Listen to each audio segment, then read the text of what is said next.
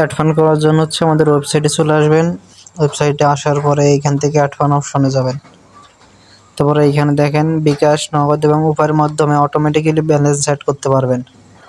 তো এইখানে আপনি সর্বনিম্ন হচ্ছে 13 টাকা অ্যাড করতে পারবেন।